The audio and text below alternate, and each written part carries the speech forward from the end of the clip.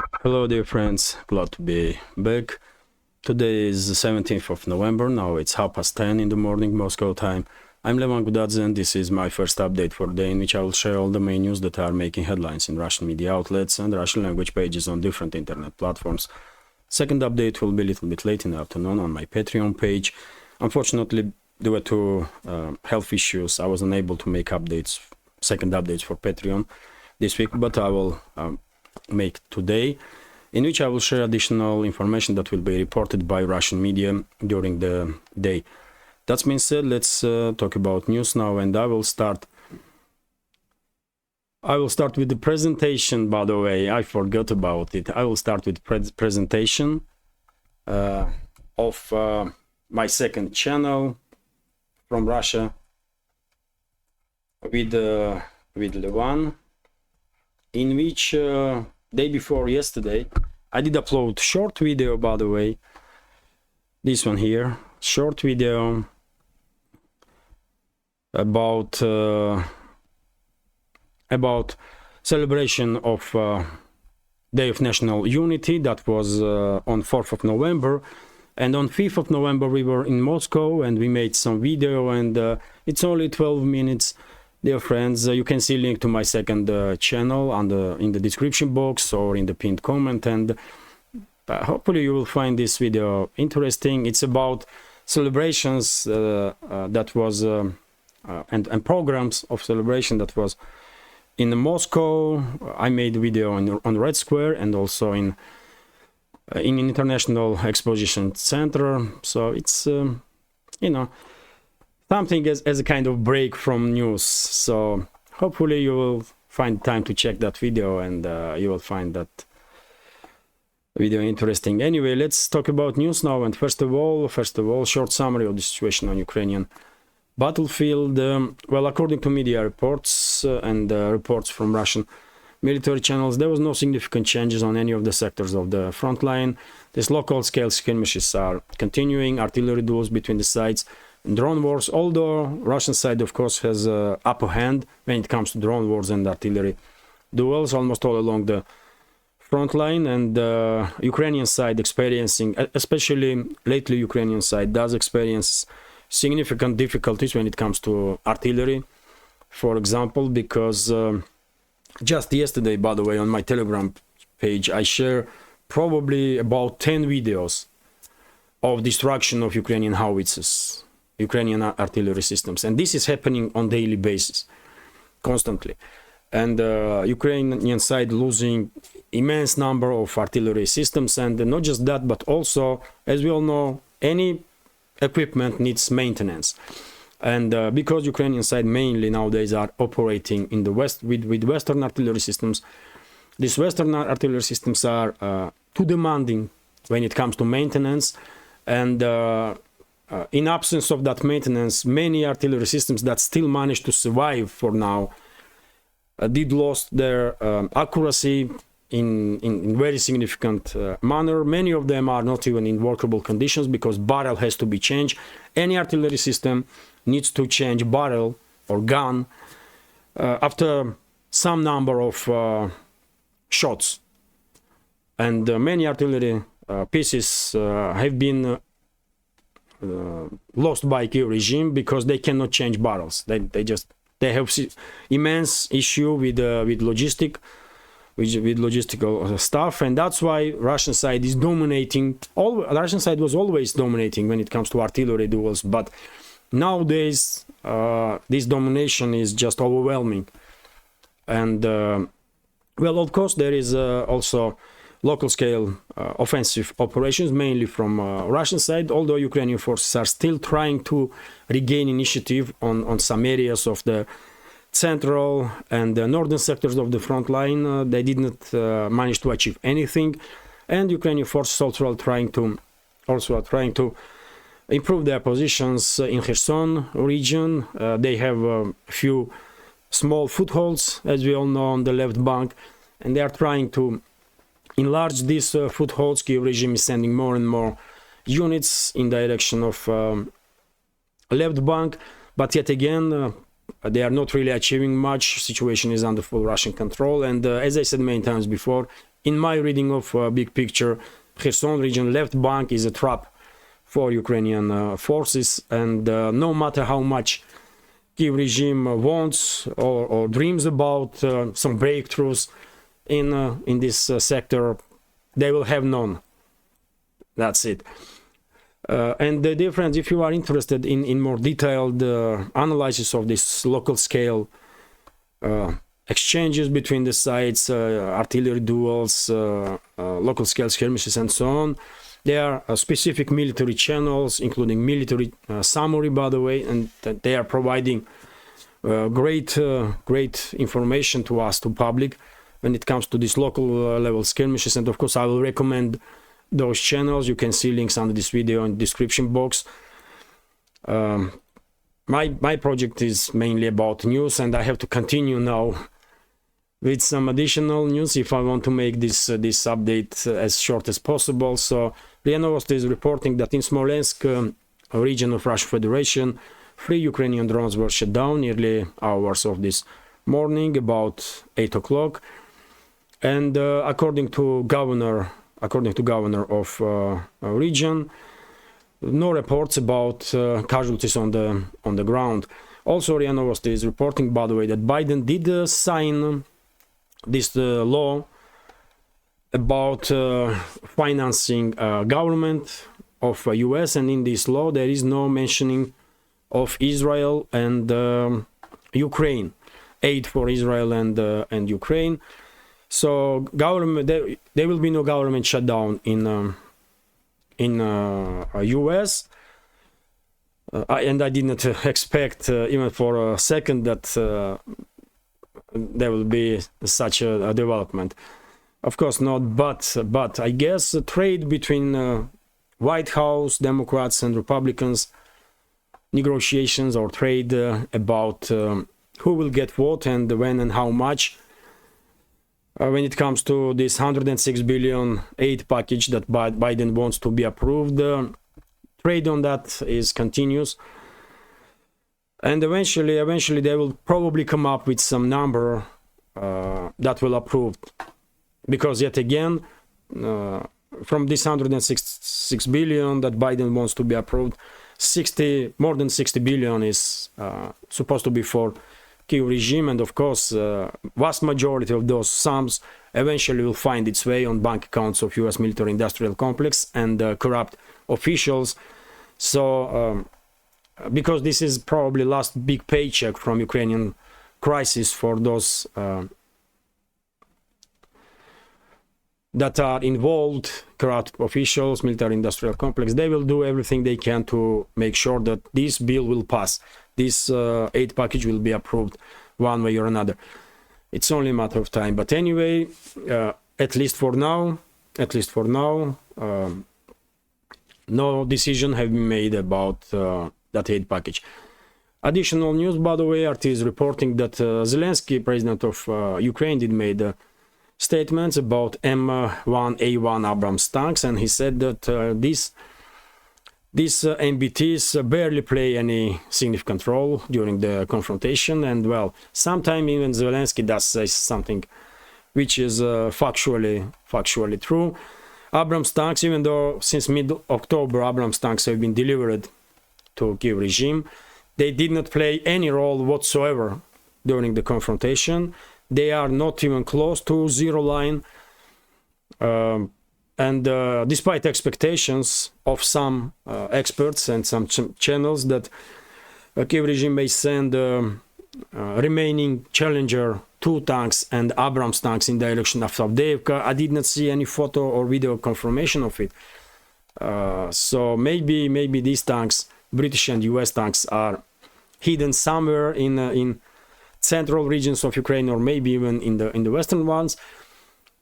Although I would not be surprised, of course, if Zelensky will send those units that are operating with those tanks in Avdiivka direction. Also, Zelensky also commented on topic of frozen conflict or stalemate, and he said that he said that the next generations of Ukrainians or their offsprings may end up fighting if Ukraine's conflict with Russia becomes frozen at this stage.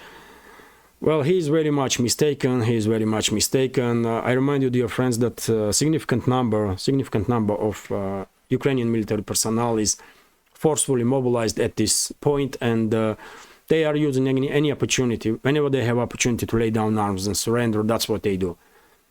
They lay down arms and surrender, and it did not happening in the massive scale at this point only because of two reasons. They are afraid that blocking detachment units will take them out if they will try to surrender, and they are afraid that if they will surrender, their relatives will be harmed by Kyiv regime. That's only reasons why many people are still in arms in Ukraine and are forced basically to obey orders from Zelensky's regime. But it's only a matter of time. I'm 100% sure it's only a matter of time when we will see, especially in Avdiivka direction, by the way, when we will see a beginning of the process when big units, by the way, in scale of battalions, will lay down arms and surrender, because in my understanding, Ukrainian armed forces are on the brink of collapse. It's only a matter of time. It's only a matter of time when Ukrainian defense lines will begin collapsing as a domino, like a domino. And exactly at that point, Russian side will probably begin its large-scale offensive operations. And also RIA Novosti is reporting that former member of Reagan's administration, by the way, Craig Roberts, during one of the interviews, did make statement that Ukraine is done. For US, Ukraine is done deal. It's everyone understands that they used Ukraine as much as was possible, and now Washington, CIA, and Western ruling elites will concentrate on other directions to create some additional problems for Russia. And he's talking about Middle East and Central Asia. And well, hard to disagree with this reading of big picture, because I also said many times before that in my understanding, Western ruling elites have plans to destabilize Middle Eastern region, to cut off China from regional energy sources. And in my understanding, Western ruling class is also planning to destabilize Central Asia, especially republics that are bordering China, so that these territories of these republics will be used then by Western secret services to launch infiltration operations towards northern western regions of China, Xinjiang Uyghur autonomous province, autonomous territory, mainly where Uyghur minority lives primarily, and some other minorities also. And I remind you, dear friends, that in Syria, in Idlib province, in the northern Syria, in Idlib province, until now, these pro-Turkish forces are in control of territory, and in this area, thousands and thousands of terrorists have been trained, and those terrorists are from exactly this. Many of them are from Xinjiang Uyghur autonomous territory of China on the northwest, and also from Central Asian republics. And we are talking about thousands of terrorists, by the way. And if Western so-called elites did manage to destabilize Central Asia and then to deploy those terrorists in these republics, in the bordering areas with China, I mean, next step, of course, will be infiltration in Chinese territory and destabilization of northern western parts of China. So yes, this expert is correct, Craig Roberts, he is definitely correct, but Western elites will do this stuff not because they are in war with Russia. in undeclared war with Russia. Of course they are, but their main goal is to destabilize China and to harm China as much as possible, to derail China basically. That's what their main goal is, because they see China as a main threat, not Russia. So let's see how the situation develops, but I completely agree with Paul Craig in this topic that yes, Middle East and Central Asia will be next areas where Western elites will try to conduct some huge destabilization. And well, RT is reporting, dear friends, that geopolitical risks at highest in a half century, according to Baker Hedges, growing global uncertainty aimed the conflict in Ukraine and the Middle East could have a negative impact on the world's oil and LNG supply. Lorenzo Simonelli, chief executive of Baker Hedges, told the Financial Times. Yet again, we are going back to this topic of possible regional escalation in the Middle East, and in which case not just the region will be harmed immensely, but also entire world and global economy. And well, it's hard to argue. We on daily basis are seeing from different multinational corporations different forecasts what will happen in that case, in that scenario, and in other scenario. But in any case, if Palestinian-Israeli conflict will engulf entire region, and if we will see a regional war there, of course it will be devastating for Middle East, and it will be devastating for world 100%. And which scenario events will go down, and how devastating that will be for the world, it's just subject for different discussion really, but it definitely will be devastation 100%. And to continue, by the way, RIA Novosti is reporting that according to media, including Western media, by the way, and in this case Washington Post, Netanyahu's government have failed to provide, at least for now, to provide any significant evidence of their claims that Al-Shifa hospital was used, its premises and underground facilities were used by Hamas as some kind of headquarter of its operations. Israeli militaries did enter this hospital, as we all know, and all they managed to provide at this point, some dozen of AK-47s and some insignificant stuff, which definitely insignificant in scale, that was promoted this headquarter of Hamas in this area. And well, people were probably expecting that well, they're gonna find it, I don't know, man, huge bunkers and piles of weapons and the missiles and so on, and they didn't find nothing, at least for now, by the way. Some 14, 15 AK-47s, some other stuff, and people are not just skeptical, but people openly are saying, by the way, including in media, even in Western media, that they find it extremely difficult at this point to believe anything that comes out from Israeli government. It's just truly impossible to believe them. And whenever they are sharing with public some so-called evidences, usually it's fake. Usually it's fake news, by the way. It's fake. Everything is fake. They are showing a shaft of the lift in the building and saying that this is underground entry to Hamas bunker. They are showing calendar, by the way, that written in Arabic, calendar. And they are saying that this is kind of graphic when Hamas fighters are, signing up that they are here and are, they began their operations or something. It's a calendar, by the way. I don't read Arabic, and I don't. But many people do, man. And when they see these pictures that were provided, or video that was provided by Israeli officials, people truly are shocked, man. Who is leading all this PR operation of Israeli side. They should be sacked, man. They're doing crap job, absolutely, because at this point, Netanyahu's government absolutely lost any trust whatsoever from anybody.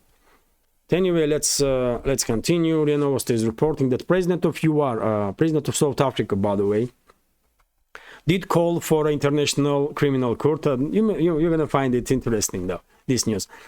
Did call international criminal court to conduct investigation about crimes of Israel in the Gaza Strip, crimes of Israeli government in the Gaza Strip. And well, this kind of calls we are seeing not first time.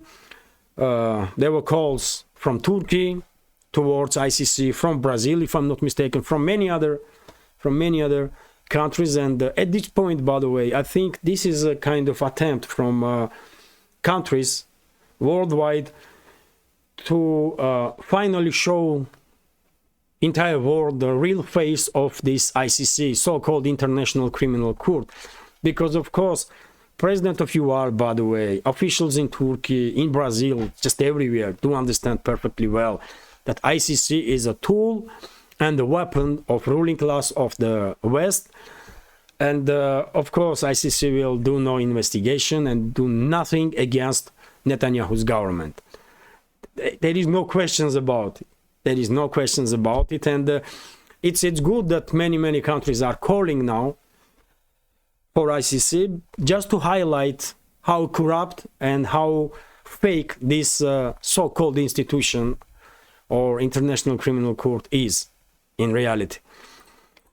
Anyway, let's continue, and you may find this news also interesting. By the way, RT is reporting that, well, EU top diplomat tells Israel that one horror does not justify another one. Well, what we all know for forever only now did become understandable for Brussels bureaucrats. And Borrell, of course, is a head of EU diplomacy, at least formally. And, well, I guess because of this massive, by the way, huge demonstrations in European cities, capitals, also in the worldwide, by the way, worldwide, in the Middle East, in global South, in Latin America, in North America, just everywhere, in Africa, because of these huge demonstrations, and in this case, in Europe, European bureaucrats are forced basically to acknowledge reality. And that's the only reason, in my understanding, why Borrell is coming out now with this somewhat critical take on Israeli actions, on actions of Israeli government. I remind you, dear friends, that some 4 weeks ago, entire this bunch of criminals, entire so-called elites of the West, one by one were praising their allegiance to Netanyahu and his actions. Isn't it? They all were Netanyahu at that point. But as time goes by, not that many of them really want to be Netanyahu or in the shoes of Netanyahu. And Borrell is no exception. He is definitely forced to say this elementary stuff, man. That, of course, one atrocity cannot be justified by another. And of course, Hamas committed atrocity and crime against humanity, attacking Israeli civilians. And of course, Netanyahu's government committing atrocities and crime against humanity, decimating Palestine and killing thousands and thousands of civilians.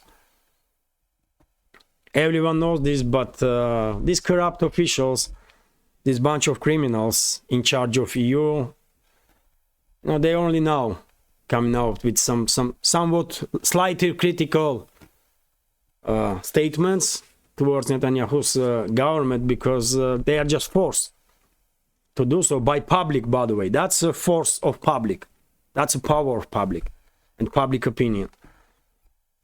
Let's continue. TASS news agency is reporting that, well, according to Bloomberg, by the way, US and EU are in talks to come up with a project about deploying UN peacekeepers into Gaza. This is not the first time that media are publishing articles on this topic, that some EU peacekeepers can be sent or UN peacekeepers can be sent in the Gaza Strip. But dear friends, at this point, we don't have any indicator to think that Netanyahu's government will stop its military actions in the Gaza Strip and will allow any peacekeepers in the Gaza whatsoever. It's exactly the opposite. Yesterday I did share information that Israeli militaries already are openly saying that once they will finish their operations in the northern part of Gaza Strip, they will begin operations in the southern part of Gaza, and they are openly saying that they never promised that there will be no military operation in the southern part of Gaza Strip. And I remind you, dear friends, that more than 2 million people are now in Gaza Strip. Vast majority of them are concentrated in the southern part, and if Israel begins its military operations in this area, then there will be only one choice that people in Gaza have, to flee for Egypt. And Egypt in its turn will be forced, by the way, to open its borders, because what else they gonna do? And I don't think any Palestinian that will cross border with Egypt will be allowed back into Palestine by Israeli government. So this way, Netanyahu's government will just force all local residents out of Gaza Strip, and then they will just integrate Gaza Strip into Israel. That's a plan of Israeli government that I see from the very beginning of this escalation. That's why I was using term Karabakh scenario, because eventually what happened in Karabakh when Armenian population was forced to flee, exactly the same will happen in Gaza Strip if world will not intervene and not stop Netanyahu's government to commit genocide, basically, and ethnic cleansing. So, well, Washington and Brussels may are in talks, but first of all, they should be concentrated to stop hostilities right now, immediately. Anyway, let's continue. RT is reporting that, well, China did react on yesterday's statements of Biden that Xi Jinping, Chinese leader, is dictator and so on. And, well, Chinese side did react in a way that I expected, and many of you probably did expect it, very calmly. They called Biden in a statement irresponsible, and that's it, really. They came to San Francisco not to end up in some kind of tit for tat crazy exchange with Biden and his administration. They came into San Francisco to do business, and that's what they are concentrating on. And sorry, Xi Jinping had a meeting with U.S. businesses, and he did said that world is big enough place for U.S. and China to for U.S. and China and for everyone else, and there is no need for confrontation. And he is basically was talking about indirectly about multipolarity, and he was saying that China is open to do business with everybody, including U.S. And, well, Chinese delegation, as I said, is quite successfully doing its thing. When the U.S. delegation in this summit, which is taking place in U.S. itself, by the way, but I mean, U.S. representatives, they are kind of lost, man. That's what I see from those videos, from this news and pictures.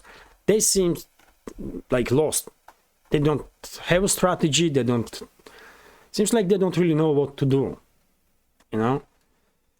Of course, there are some think tanks, there are some shadow ruling elites that probably know what to do and do have some plans, but these forward front runners of current leadership of US, they definitely are kind of lost. And probably all of you see this Blinken, by the way, yesterday. He was, I mean, at some point I was feeling sorry for him, although it's you know, I will never think that I will ever feel sorry for Blinken, by the way, but yesterday he was, I mean, this poor guy, man, he was shame of himself, probably shame of Biden, and he was probably just wanted to disappear from all the events that he was participating in with Biden. But anyway, it's good that sides are talking, by the way. US and China, they are superpowers, of course, and it's always good to talk because there is lesser chances, lesser risk of misunderstanding and some huge escalation. Let's continue. And TASS News Agency is reporting, by the way, that Russian side did react on information that EU is planning to increase pressure on Russia, on Russian energy sector, on Russian oil exports. And according to latest information that many media outlets are writing, Denmark can be used to stop Russian ships, with stop Russian tankers with oil, or tankers of other countries with Russian oil, if this oil is sold over Western price cap. And well, when I was reading this information during the previous days, I was thinking, I mean, how much Western so-called elites gonna push Russia, you know? And because after all, everything that has beginning has its end also, and I guess same can be said about patience of Putin and his inner circle. And if Denmark will begin to stop and arrest Russian ships, by the way, this is also act of war, like attack, sabotage on Nord Stream pipelines were act of war. And well, Russian side, the Russian foreign ministry did react and said that if Denmark will begin stopping Russian ships, it will be illegal by all means, and Russia will of course respond. But that's Ministry of Foreign Affairs. Quite understandable statement, no questions. But I wonder how Putin and his inner circle will react if Denmark will really begin stopping Russian ships, man.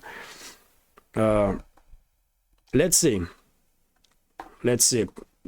I guess Russian side will find some other routes to avoid Baltic Sea, but yet again, man, if Western elites are willing to escalate so much so that they will begin arresting Russian ships here and there, then at some point, I'm afraid Moscow will be forced to demonstrate force. And no one gonna like it. When Russia will demonstrate force, it will be brutal, by the way. It will be brutal so that everyone forever will realize not to play around Russia, man. That's it. And this is choice of Western elites, by the way. They are forcing Russia, isn't it? They are pushing. At some point, Moscow will react. That's how it is, man, you know. And why Denmark needs this headache, I just don't understand, man. But Denmark, not the first time, have been used against Russia by Washington and London, so I guess nothing new for Danish ruling class there. They used to be puppets of Washington and London. They don't know any other life other than being puppet. Anyway, let's continue. RIA Novosti is reporting that, well, government of Czech Republic, by the way, began arresting assets of Russian Federation, mainly in Prague and Karlovy Var, in central Czech in central Czechia. And well, of course, Russian side did react on this development and said that, well, Moscow's reaction will be appropriate. And I guess if Czech Republic has any assets in Russia, those assets will be frozen in response. And yet again, mistake was made by Russia, by Moscow, when they acquired these assets in Czech Republic. It was too obvious, by the way, to me, that at some point there will be significant escalation between Russia and Western so-called elites, and Russian assets in the West will be stolen, basically. And you can call it frozen, you can call it whatever you want, but it's a stealing, by the way. It's a stealing. And that's what Czech Republic does in this case. They're stealing Russian assets. Okay, but why Russia has any assets there at all? If you want any facilities to conduct business, just rent it. Just rent it, for God's sake, man. That's the right way to go. Just rent it. You can have an embassy, and if you have anything else, just rent it everywhere. That's the only right approach. But anyway, I guess a significant number of these assets that Czech Republic will steal now did become Russian or Soviet during the Cold War era. But well, let's see, man. Let's see where this story will go. But I guess Moscow will be forced to freeze any assets the Czech Republic has in Russia, if they have any whatsoever. But yet again, why Praga needs this? What they are trying to... I mean, okay, we get it, that Czech leadership of Czech Republic, they are Russophobes, they hate us. Okay, we understand this. Okay, we feel sorry for them. I think personally that it's too late to treat them. They are lost for humanity forever. But, you know, I get that they are Russophobes, they are sick, you know, and they are acting like they can. Okay, but I mean, what society in Czech Republic thinks about all this stuff, man? Why they are not acting and not demanding this craziness to be stopped? And same goes for Finland, by the way, for example, because next news is about Finland. Same goes for Finland and many other countries. Why societies are passive, man, when they see that their leaders definitely are acting as a sick, mentally sick individuals? It's dangerous for them, first of all. But anyway, let's continue. RIA Novosti is reporting that according to statements from Finland, traffic between Finland and Russian Federation has almost completely stopped, especially when it comes to traffic of goods between the sides. And dear friends, yesterday I did share with you information that Finnish government is planning to shut down 4 border crossings with Russia. And well, they can shut down all the border crossings, really, at this point. It's a issue of Finnish society, really. It's not Russian problem. It's issue of Finnish society. Do they even read news, man? Do they even understand what their government does?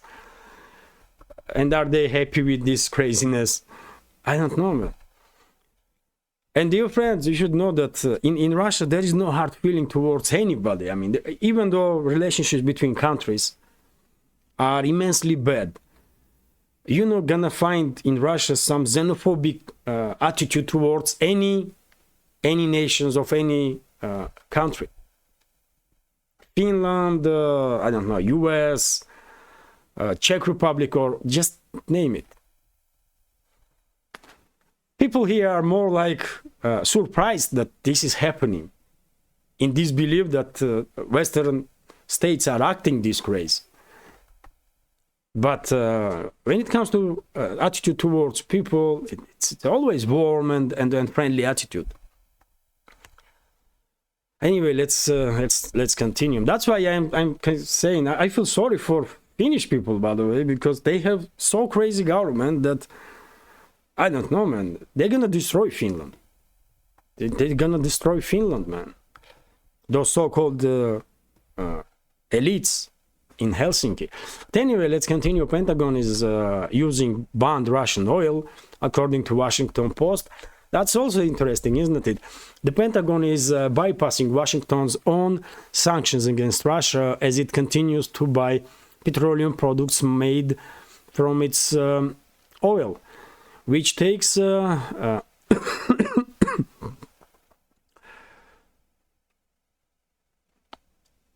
which takes routes to U.S. military supplies despite an ongoing embargo, Washington Post investigation revealed on Tuesday. Petroleum products made from Russian oil have continued to flow via key Pentagon fuel supplier, the Motor Oil Hellas refinery on the Aegean Sea in Greece. The vital fuel is sent from Russian Black Sea ports through an oil storage facility in Turkey, the outlet said, citing ship tracking data. Okay. So Pentagon is using Russian oil, unsurprisingly, and this is once again highlights, by the way, how useless these Western sanctions really are and how damaging for West itself, for Western economy, even Western defense, by the way. But it's interesting that even Pentagon is forced to basically bypass sanctions of Washington and one way or another, but acquire Russian fuel. Interesting. RT is also reporting, by the way, that US tech restrictions on China are not working. So Chinese companies are continuing to buy US chip making equipment using gaps in the Washington's export controls. Reuters reported on Tuesday, citing the US-China Economic and Security Review Commission.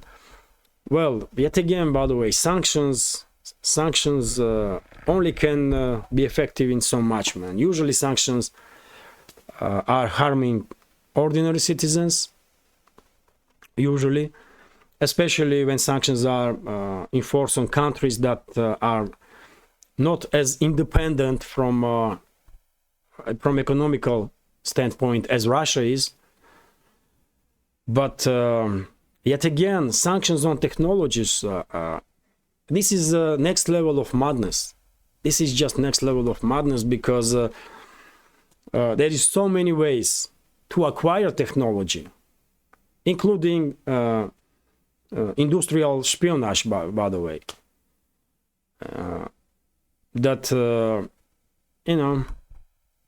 So I'm not surprised at all that despite all the attempts of Washington to create some barriers so that China will not acquire some equipment or technology, come on, man, it just don't work. And so much energy and finances have been spent on these useless sanctions, because there are some people, it's not just sanctions, but there are people who is taking wages on monthly basis to monitor how effective those sanctions are, and they probably have advisors, assistants, and so on. And if you take a look at just on this one issue, sanctions on China to acquire some technologies, probably few hundred individuals are getting paid for nothing, for no reason at all. Anyway, man, management nowadays is really something else. And when it comes to technologies, by the way, there are some technologies that the US is leading. There are some technologies that EU is in a leading position, but there are technologies that China is number one. So,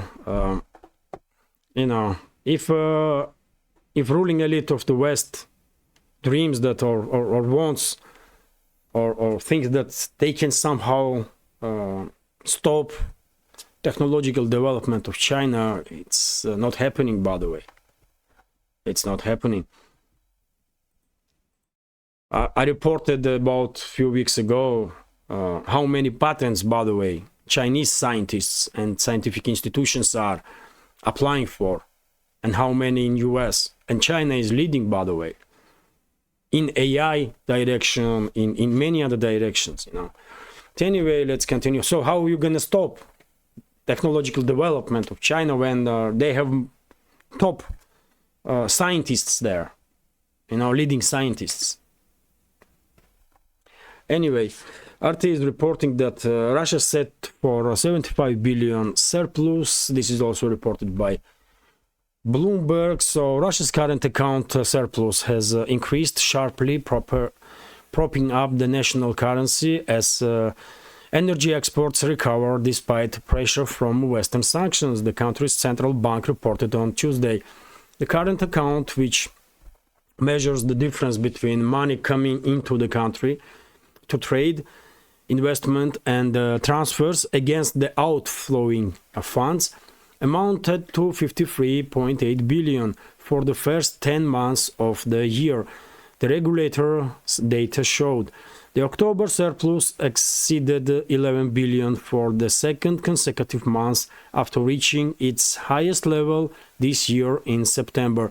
The central bank revised its current account projection for the full year up from 45 billion to 60 billion on the back of soaring oil prices. So it's good definitely that well, Russia in surplus when it comes to inflow and outflow of money, and it definitely did play some role, I guess, to stabilize Russian ruble. And in my understanding, because Christmas, New Year is coming, internally there will be increased demand on the rubles, and ruble probably for next 4 to 5 weeks, month and a half, let's say, will probably at least stay in current positions, or maybe even gain some additional points and become a little stronger. Although after New Year's in February, March, probably we will see a reverse trend when ruble will begin losing little by little its current positions, and exchange rate will become somewhere around. I don't want to make, you know, predictions. I'm not financial experts, but after New Year, probably ruble will begin losing current position, its strength, little by little, nothing dramatic, but you know. RT is reporting that well, Russia's biggest tourist groups on luxury islands. That's quite interesting, by the way. In Maldives, let me read the largest number of visitors to the Maldives this year came from Russia. Local news outlet Raji reported this week, citing data from Ministry of Tourism. According to report, more than 180,000 Russians have visited the tropical islands since the beginning of the year, making up roughly 11.5% of total foreign tourist flows. Well, okay, but interesting news. Also interesting news because it does highlights that economically speaking, these sanctions, even though of course did some damage to Russian economy, undoubtedly, but economy is definitely withstanding this pressure, and it's not just for example, unemployment on lowest level. Real wages are little by little also increasing, and some people, by the way, are making so much money still.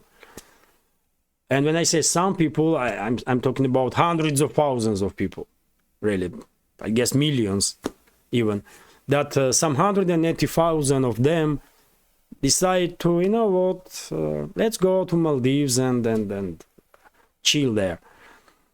And I wonder how much that will cost to stay in Maldives for, I don't know, man, week or two. Probably 10 grand, I don't know, 20 grand. I have no idea, but it's not cheap, I guess. Anyway, let's continue. RIA Novosti is reporting that Central Bank of Russian Federation plans to begin decreasing current interest rate in 2024, not earlier than that. Currently, by the way, current interest rate is on 14 or 15%, which is really high, but this did work because if you remember, ruble was in quite turbulent place month and a half ago, 2 months ago, and now ruble is stable for the last several weeks. At least ruble is quite stable, and it's regaining some position for many reasons, not just for increasing interest rates by central bank, but of course that also did play a role. And well, let's see what will happen in 2024. Maybe central bank will decrease interest rates. It all depends on inflation, really, on how inflationary data will show, because of course high interest rates also influencing on inflation and keeping inflation at bay in some sense. But anyway, let's continue. RT is reporting that and this is gonna be last news, by the way, for today's update. Some funny news. So runner is banned for using car during the race. That's quite funny. So British ultramarathon runner Joasia Zakrzewski has been issued with 12 months suspension after she was found to have used the car for a section of 50-mile race earlier this year and accepted the trophy for finishing third. UK athletes confirmed on the Wednesday.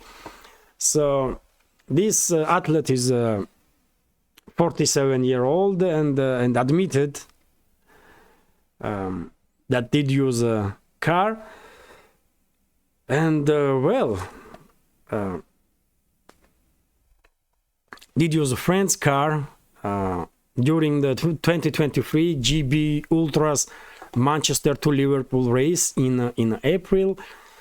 And well, 12 months suspension, okay, nothing nothing critical, but this individual definitely has some guts, isn't it, to use car during the marathon, man. And to hope, by the way, that no one will find out about it, and then to be so crazy to accept a trophy. Wow, you need to have guts, by the way, to do so. And well, good for her. You know, this is nothing extreme. No one was hurt, and so on. I do understand that this is not nice, but it's a funny story, man. Someday a movie may be made on this. But anyway, it is what it is. I guess this is all for today's update, and well, update is quite long still, but not as it was yesterday and in some previous days.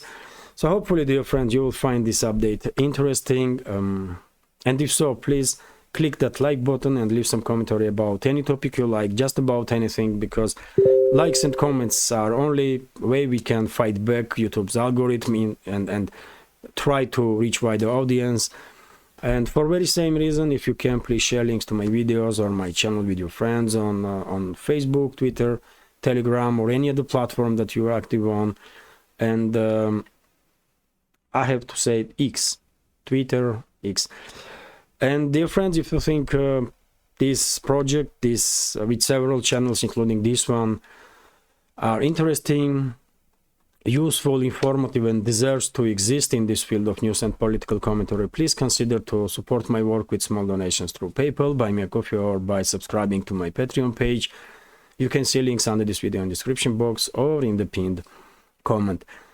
That's been said, well, let me once again wish you a great day and a wonderful upcoming new week, or a wonderful upcoming weekend. And well, this is it. Take care. See you soon.